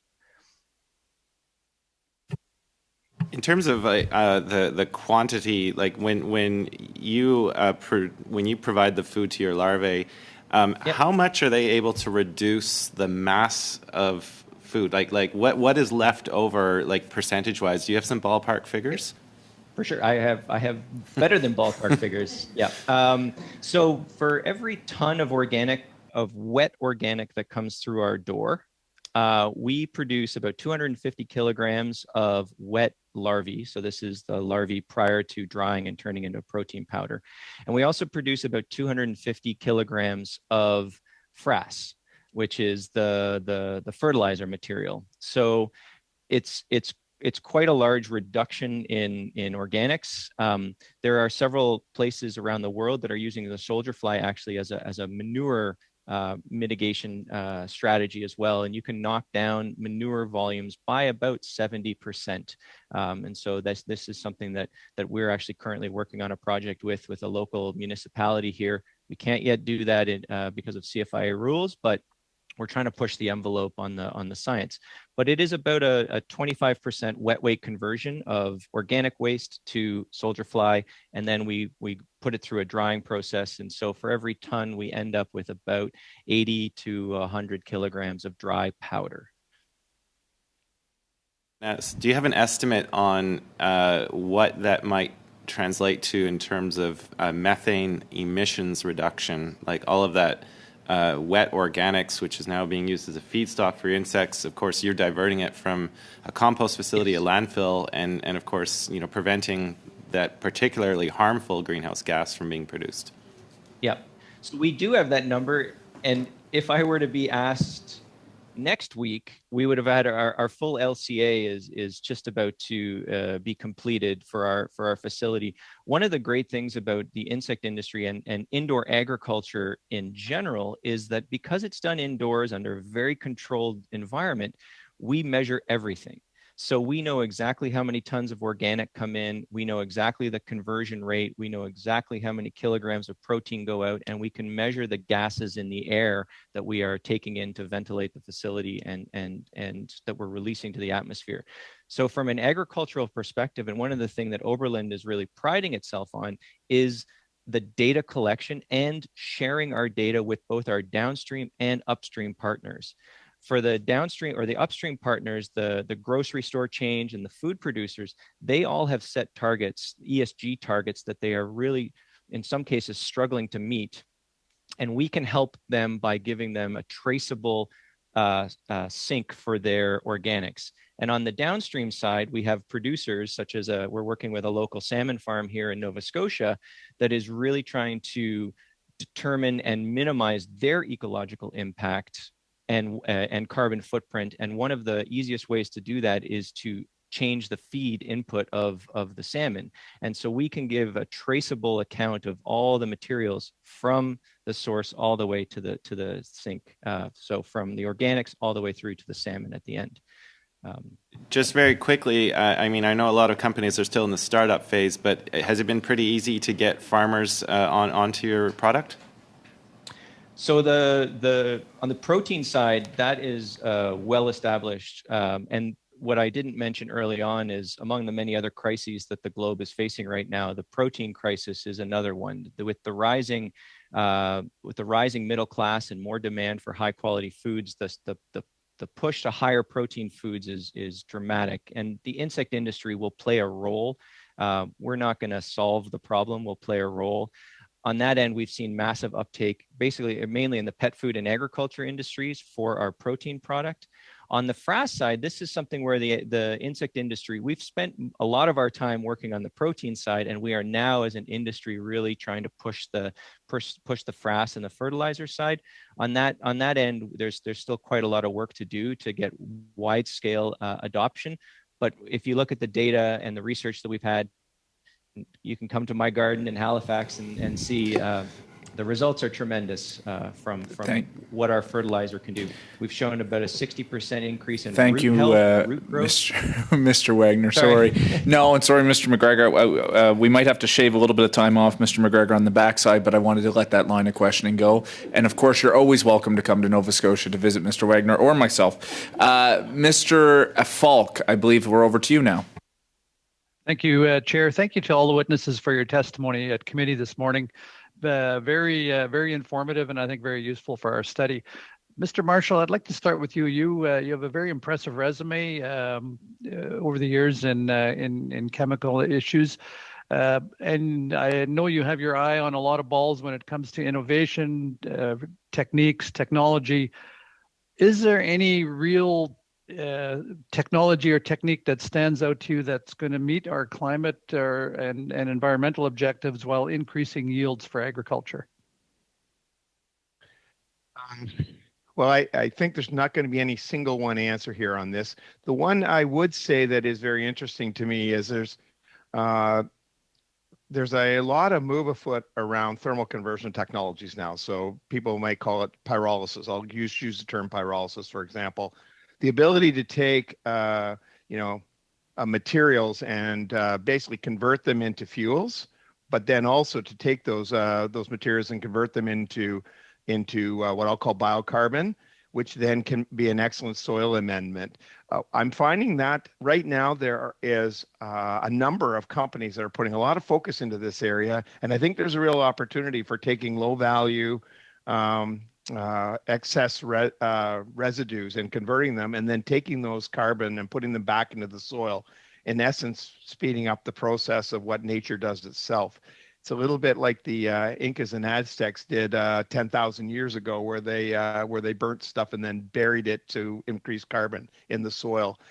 By doing that, you also have the opportunity to trap in and collect the nutrients that are there. So that's one of the biggest issues farmers have when we talk about this, is nutrient loss. And by incorporating it into these sorts of approaches, the nutrients are locked in and then returned back so that you actually get the fertilizer value. So if there's one little topic I would highlight right now that's popping up a lot today, it is in that area. And I really believe that what's happening now around carbon credits and price on carbon is actually creating some of the policy drivers to have those economics potentially accelerate and work.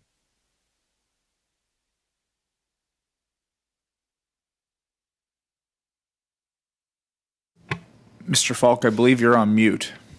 Yeah, sorry about that. Thank you. Got it. Thank you very much, Mr. Marshall. Over to Mr. Amateur. You've talked about the importance of crop rotation for the soils. When I was growing up, summer fallow was a very popular thing. That seems to have gone by the wayside. Has the science changed? Is that still happening? Why or why not? Is that something we need to be considering? Well, I think the demonstration is that back in the day, and I know my early career of farming, we did some summer fallow, and that was the technique that we used for probably weed control, weed management, and we have much superior methods to use now. So summer fallow is really dead as a dodo, if you want to use that term, I think. I mean, it still exists, but it's very limited. And I think we've demonstrated that there's far better ways to manage our crops and our fields than summer fallow. Okay, very good. You also mentioned that fertilizer emission reduction will not improve yields. Can you expand on that a little more? Well, certainly not with the technology we have today. I know my comments, I referred to the fact that we want to, the Liberal government has identified agri-food and agri-products as a growth sector. And if you tell me that I need to reduce my fertilizer emissions and that comes as a direct reduction in fertilizer, those two things are diametrically opposed. I can't do that with today's technology. Having said that, with investment, and somebody referred to it earlier today, probably investment into canola breeding, where we have a canola that fixes some of its own nitrogen like some of the other crops. We don't have that today, but is that possible? Perhaps with the right amount of investment. Chair, am I still got some time left? You've got about 10 seconds, so if you want to be a gentleman and cede to the committee, that would be great. Thank you. Thanks. I might not have given you much choice. Mr. Drouin, 5 minutes, over to you. Thank you, Mr. Chair, and thanks to all the witnesses for being here. I'll start with the folks from canola. Last week I met with the Federated Co-op, and they were talking about the opportunity that exists for canola farmers with regards to biofuels. Mike, do you see any, are your members talking about this at all, or are they fully on board to participate? When we discuss the Clean Fuel Standard and their participation? Yeah, I think absolutely. One of the things that we talk about is if we can participate at the levels that we're looking at, it's like adding the size of Japan for exports, the amount of canola that Japan takes, and that's basically what that industry could require. So I think, yeah, it's an exciting opportunity for canola. Yeah, and it's quite neat what they're working on. I mean, they would extract the oil for biofuel and continue using the feed for either for other purposes. But they've also talked about a potential natural fertilizer that they can create as a bioproduct, which would technically return to your farm. And we're talking about using this product 100%, and I think that's neat. You've mentioned precision agriculture. Do you know the amount of a percentage, and I don't know if you know this, of the amount of members that you have that currently uses this practice? And I know it requires a significant amount of investments on the farm to do that, and that's why I asked the question. Do you know the amount of canola farmers that currently use that practice? Short answer is no, I do not have that number. I don't know if Dave does. It's an excellent question. We don't know the exact number, but it would be quite high, Mr. Duran and Mr. Chair, given that canola is one of the most expensive crops to grow and does require a significant investment from farmers, both planting equipment, cost of seed, and input. So the amount of precision agriculture adoption on canola farmers would be very high, just given the economic intensity that is required to grow the crop. Okay, thank you. Thank you. I'll move on to the Bioindustrial Innovation Canada. Mr. Marshall, just since the inception of that, have you seen more interest from private capital with regards to what you guys are doing? I think that continues to be a bit of a challenge in Canada is access to private capital. What we do find is with the companies that we're working with, because we also participate with them within their operations and so on, that our investment wing has been able to attract capital partners to go along with us. So I think that although the capital is not as readily available as we'd like it to be, we do find that we have a number of VC partners that work with us, share due diligence with us, and find these groups investing with us. And these include groups like BDC and EDC as well. So it's not just private equity, but it's also other investment vehicles we have available to us here in Canada.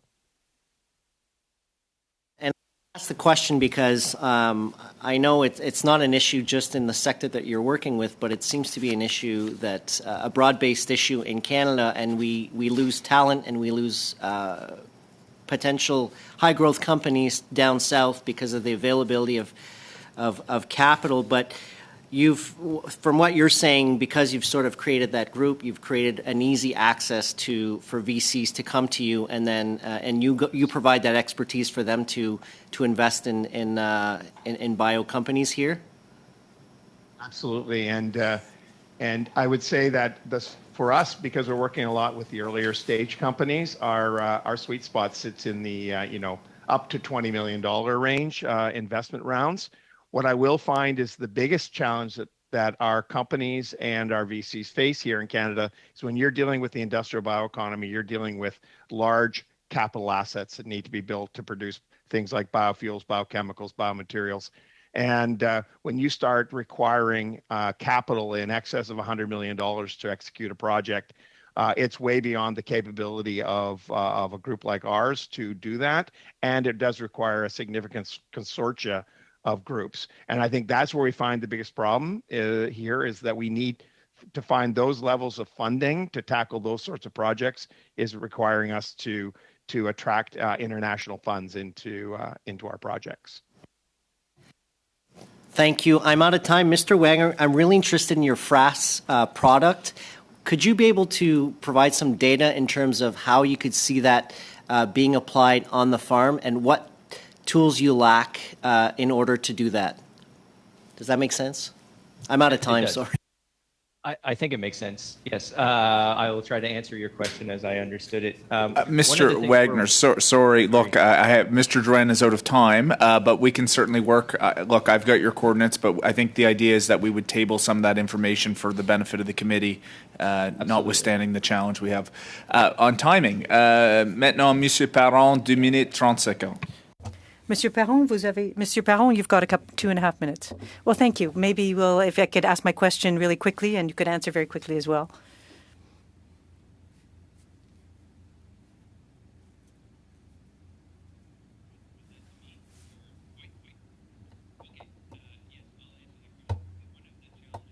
Is how we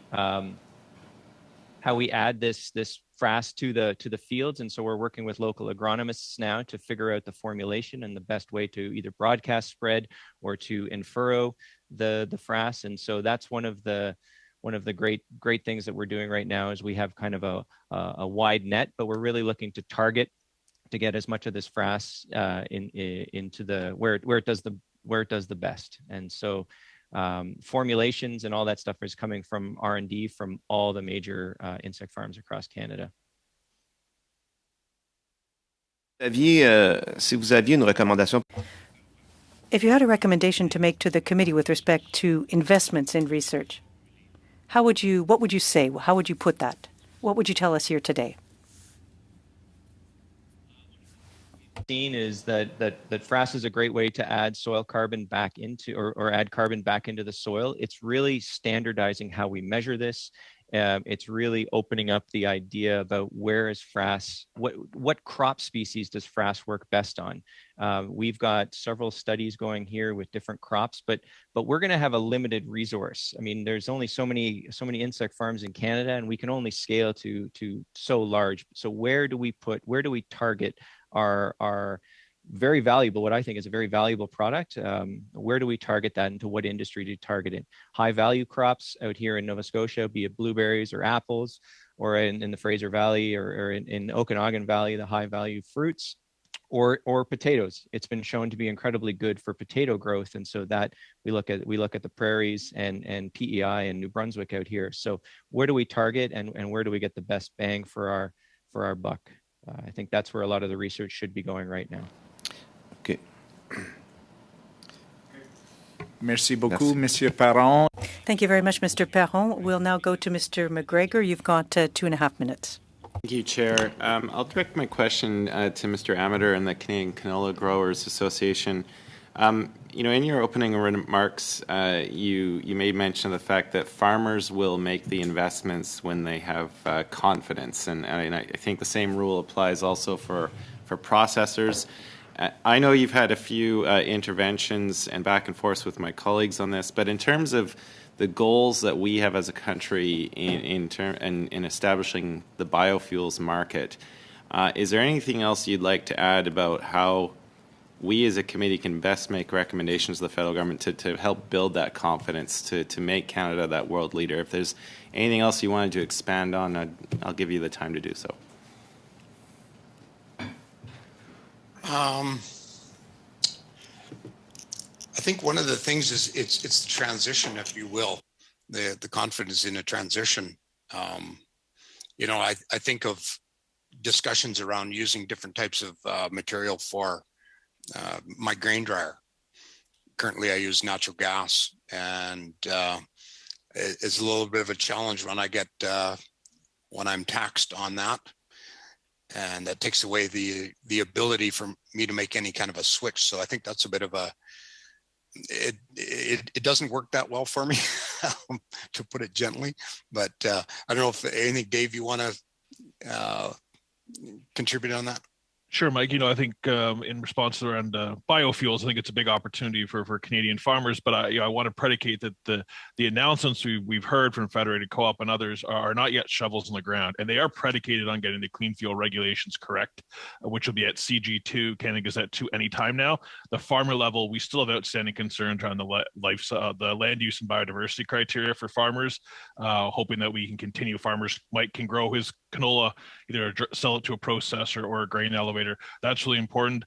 We need to think, we've been waiting and kind of languishing on the announcement around how Canada is going to regulate gene editing. We understand it's positive, but it's been since November 2021 waiting on announcements. And I think that's another key tool of that innovation toolbox. Concerns around what's happening with the Pest Management Regulatory Agency and the government's approach to the regulation of crop protection products. So there's no one thing.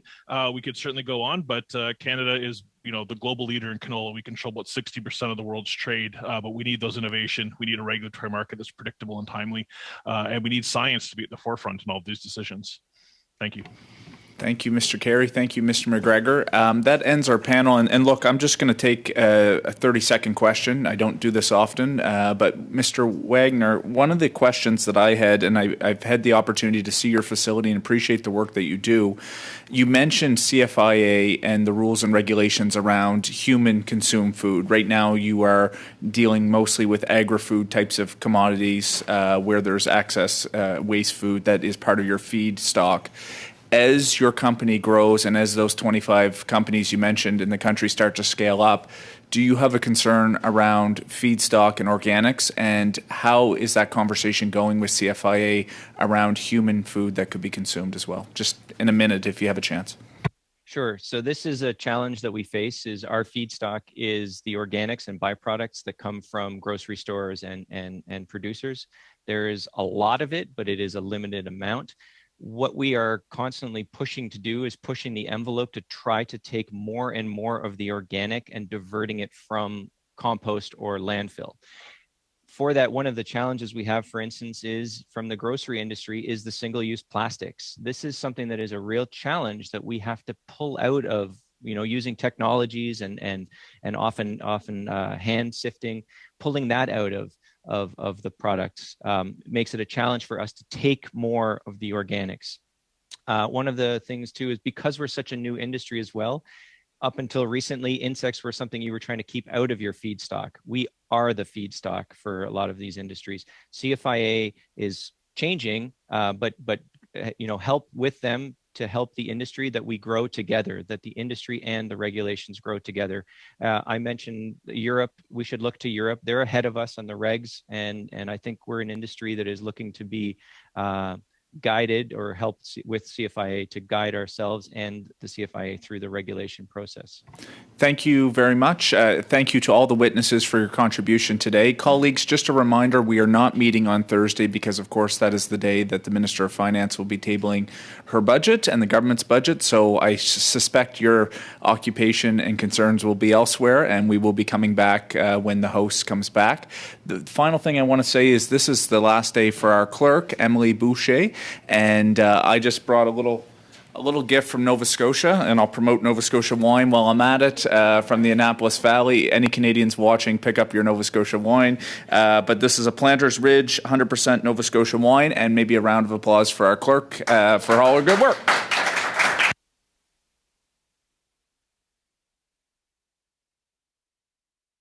Okay, we'll adjourn. Thanks.